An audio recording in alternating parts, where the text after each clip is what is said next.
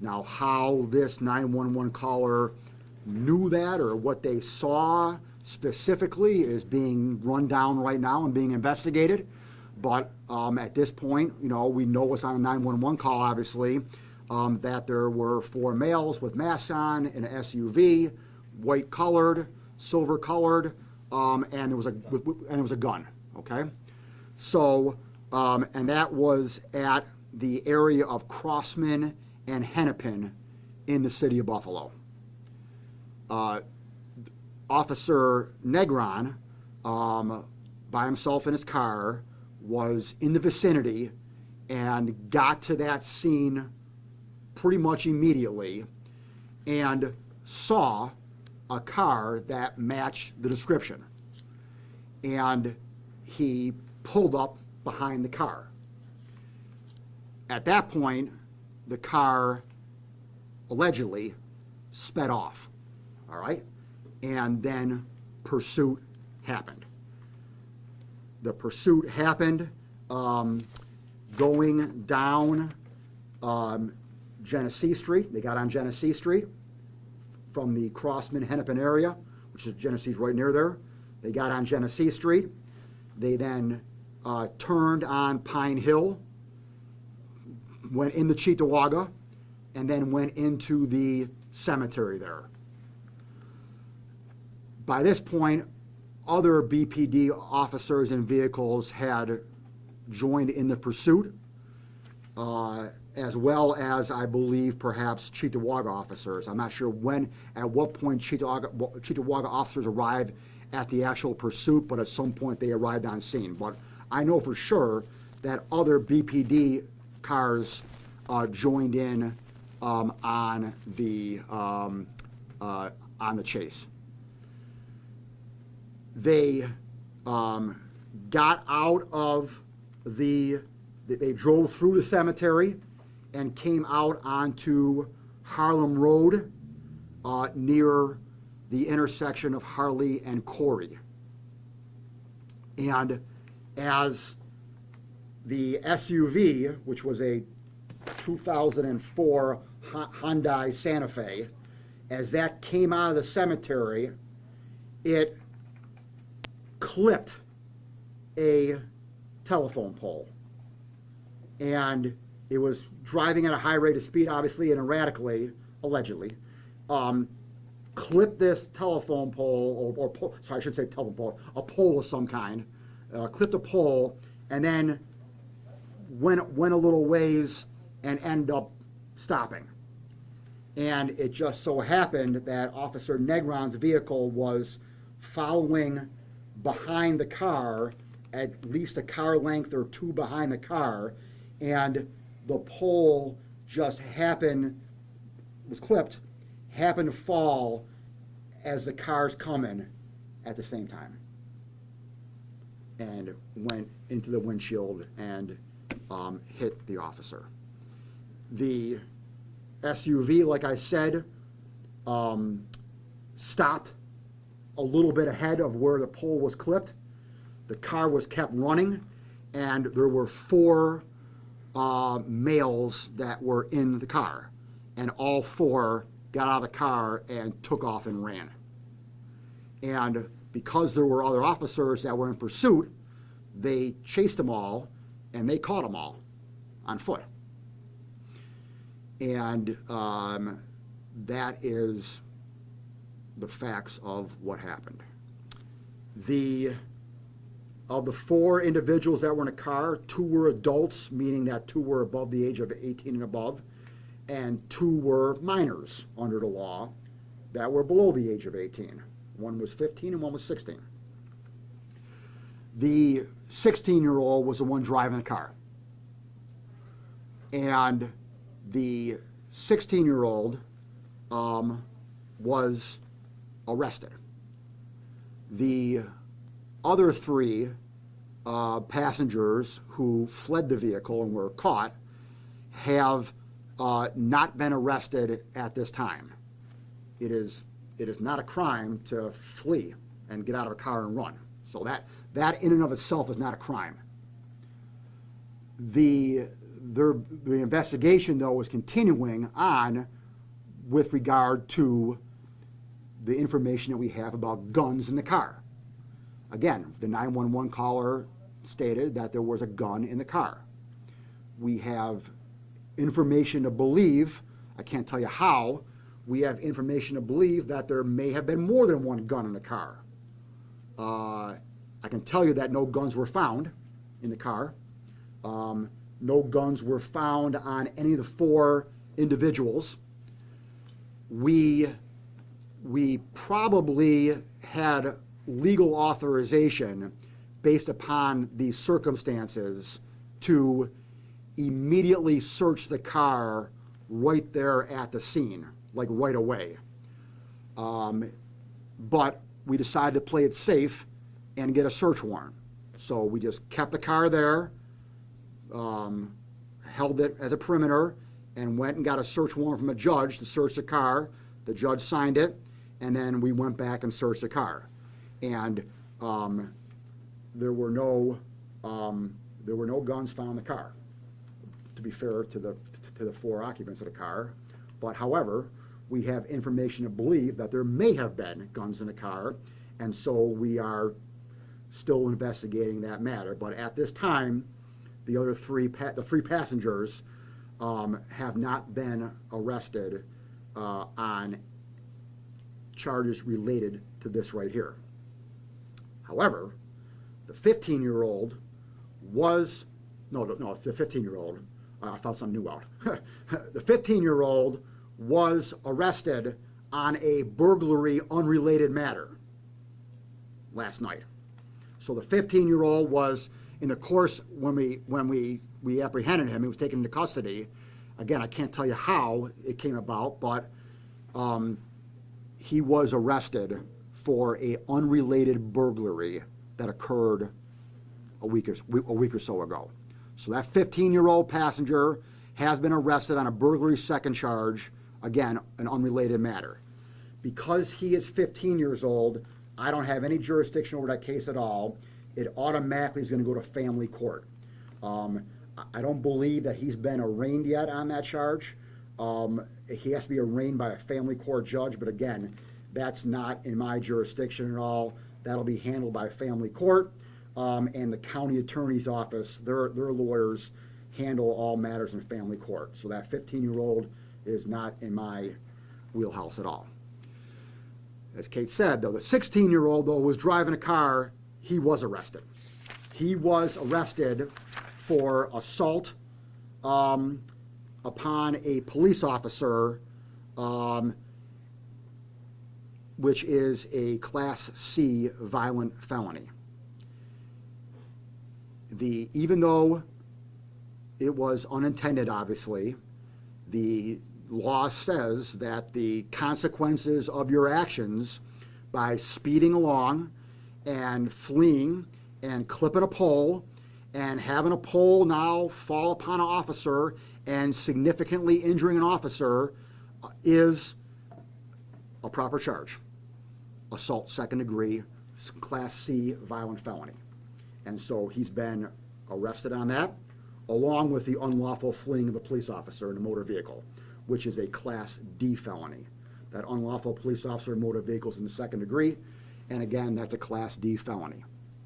The assault upon the police officer is a qualifying offense. Even though he's 16 years old, the same bail qualifying, non-qualifying rules still apply. So that is a qualifying offense.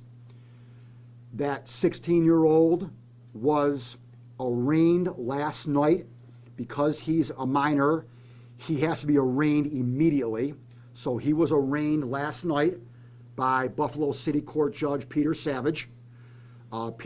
Judge Savage has been designated as an authorized judge to arraign juveniles. Not any judge can arraign a juvenile. You have to be a designated judge to arraign a juvenile, and Judge Savage is a designated judge, and he did the arraignment last night. He was remanded, and he was sent to the East Ferry Detention Center, which is our youth detention center here in the city of Buffalo. By the way, the 15-year-old who was arrested on the unrelated burglary charge, passenger, he was sent to East Ferry as well, and he'll remain in East Ferry until he's arraigned on that burglary charge, I'm presuming today, but you'll have to follow up with family court on that. With regard to the 16-year-old driver, his next proceeding will be at 11:30 this morning. And the reason why I'm talking now and not waiting until 11:30, one, I'm going golfing, but two is, I wanted to get out the consequence, the procedural matters here before they happen. We are going to. So today's proceeding, the rule is that if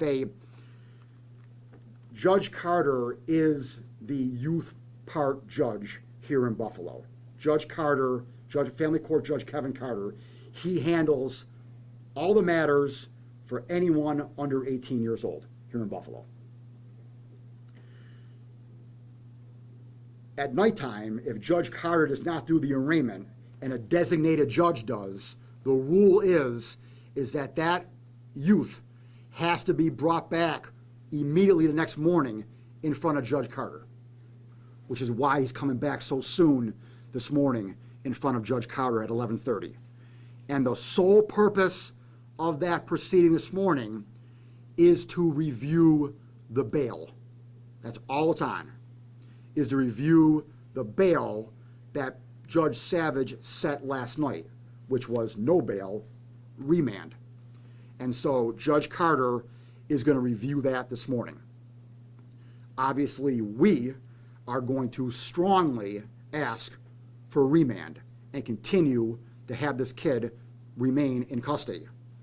And so that's what we'll be asking for at 11:30, asking for continued remand, and then it will then proceed as a normal adult case, in the sense that Judge Carter today, then when he reviews the bail, he'll then schedule a date for a felony hearing, just like any other arraignment that takes place, even for an adult.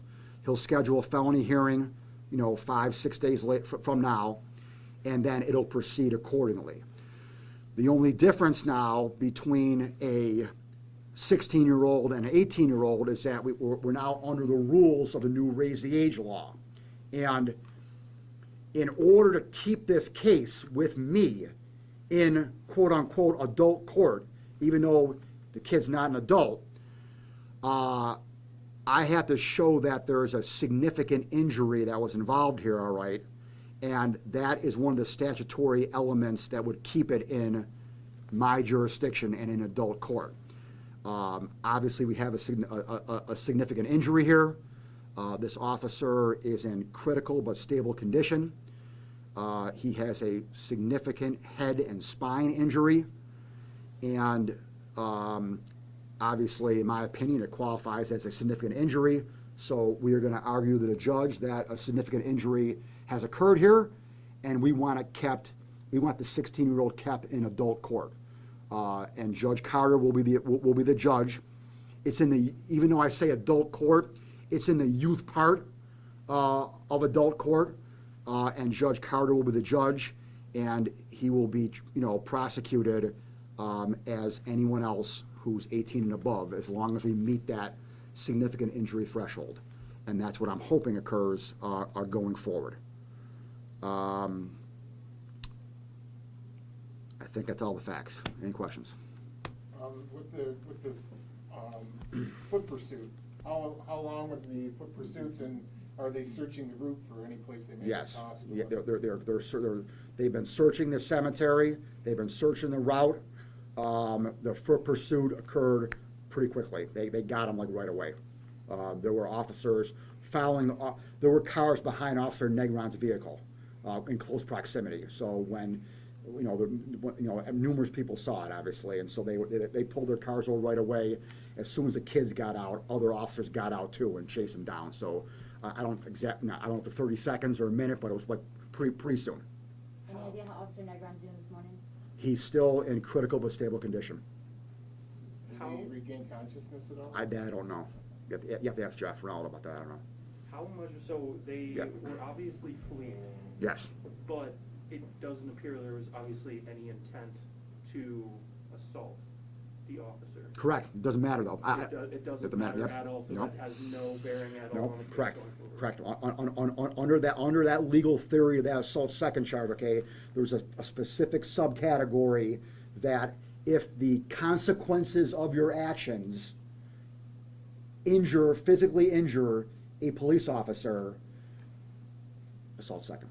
You said no guns were found, but you have reason to believe they had guns. What more can you say about why you have reason to believe they had guns, and do you think you might end up finding guns that were in the car? I don't know if we're gonna find them. They haven't been found yet, to my knowledge. Again, the cemetery is being searched. The route that was taken, is being searched. Unfortunately, George, the only person who had a clear view of the vehicle in front of them, saw them throw something out a window, is in a medically induced coma right now. So we can't talk to him. I mean, so yeah, hopefully hopefully he gets better. Obviously we can, but Officer Negron's are obviously our main eyewitness here to talk about that. So we don't know if it was thrown out of the car or not. So, but we're looking. Without telling you exactly like how I know, I can just say that based upon the investigation that's taken place in the past since 1 o'clock yesterday afternoon now, which 20 hours and 30 minutes, that the investigation has come up with information that leads us to believe there may have been guns in the car. That's about as far as I can go. If there weren't guns and you can't find guns, does that change anything about No. Nothing at all? Well, no, because the three passengers haven't been arrested yet. So obviously, the three passengers are going to walk free if there's no guns found. The Yeah. justification for- But again, remember, one of the passengers had a separate charge, so yeah. But put aside that unrelated charge on one of the passengers. If no guns are found, okay, then at this point right now, and again, the investigation continuing, okay, but at this point right now, there's nothing else to charge those three passengers with. Because again, it's not a crime to flee, get out and run away. But like the chase, if there wouldn't have been a chase if there were no guns. But that doesn't matter. It doesn't matter. That doesn't matter because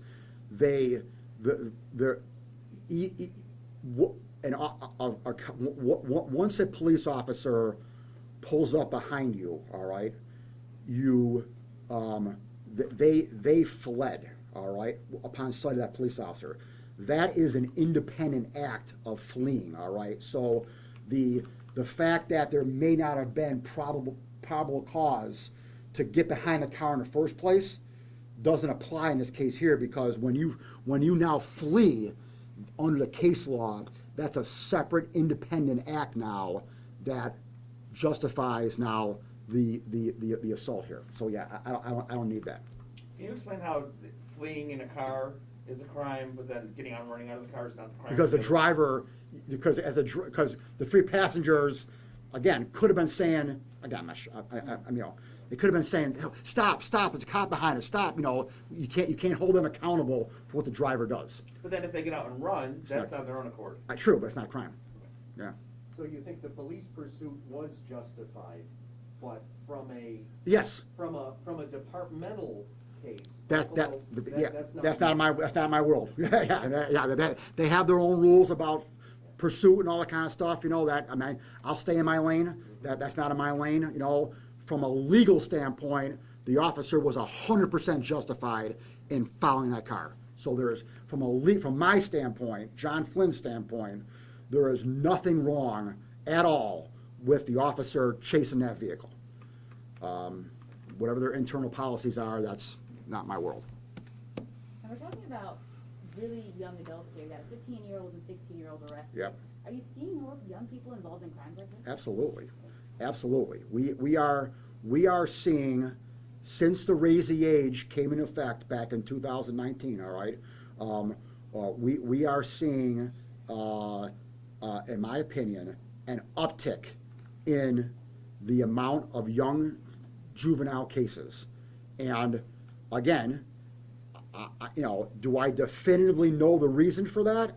No, but as I've said before on other topics, I can give an educated guess because one, I'm educated, and two, I see this every day.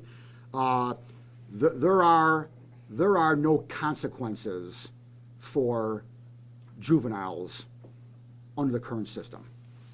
The deterrent factor has been, in my opinion, eviscerated under the new raise the age law. And again, from a philosophical standpoint, when the raise the age law came about, I philosophically believe that kids should not be treated the same as adults.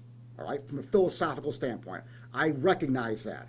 In addition to being fairly educated about criminal justice, I got 5 kids, okay? So I'm an expert in kids too, all right? And I can tell you that children do not have the brain development as adults. I know that firsthand, trust me, all right? And so I recognize that there should be a differentiation between adults and children in the criminal justice world. I agree with that. However, like a lot of things that Albany does, all right, they go too far. All right, they go too far. And there's no common sense middle ground now at all with a lot of these criminal justice reforms, okay? And raise the age is just one of the list with bail reform and everything else, all right? I philosophically agree with a lot of these things, all right, but they go too far. And raise the age law has resulted in a situation where these kids, and they're not dumb, all right? They're smart kids, all right? They know there's no consequences. They know they're going to family court, which is not as tough as me. And they know that. And so when you eliminate that deterrent factor, it creates a problem. And that problem now has manifested itself in a proliferation of juvenile crimes here in Buffalo. Absolutely. Good question. Are you seeing things like gang initiations and stuff like that with the older kids and the younger? Well, I know it happens. I wouldn't say we're seeing a proliferation. That's always been the case. I mean, that's always been the case where there's initiations. Again, it's like the mafia. Without some kid coming forward and saying exactly what happens at this sit down initiation, you don't really know what happened, what's said, obviously, but we know that those things happen. I wouldn't say they're happening more now than in the past, though. Yeah. You said Officer Negron is in critical but stable condition, and you said at one point he was in a medically induced coma. Yeah, I believe he's yeah. still is. I don't know, George. I know at one point. He was at some point? Yes. Yeah. As far as update, at 10:30 now, you have to ask Jeff. Yeah, I don't know. Yeah, but the point is, George, we can't talk to him, obviously. We can't get the information out. Did you see something thrown out of a car? Back to your gun question. So Judge Carter, that's a family court judge? Yes, but he's an acting Supreme Court judge. He's a family court judge, but he's an acting Supreme Court judge when it comes to trying kids as adults. Right, and that's what you're aiming for. And that's what we're aiming for. That's what we're aiming for. And we believe we have the statutory grounds to do that because the Raise the Age statute specifically says that one of the criteria to keep him in my world is a significant injury to the victim. So after today's proceedings, he's going back to the detention center, the driver? Well, again, it depends on what Judge Carter does at 11:30. He could put bail on him. He could release him. But again, we're going to ask for remand. Do Yeah. you know if the vehicle was stolen? That I don't know. I don't know if it was stolen. Yeah, we'll find out. Yeah. I don't know if it was stolen.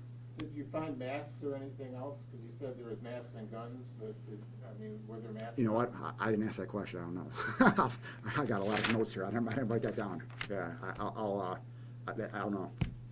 I mean, obviously, we're not talking COVID masks, we're not talking like the masks we're wearing. Well, you know, Or she didn't to be specify. fair, I don't know. To be fair, to be fair, I don't know about that. I mean, you know, it could have been a COVID mask. To be fair, I don't know.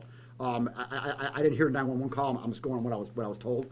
Well, so I was just told that the call said they had masks on. So it could have been a COVID mask. To be fair, yeah, I don't know.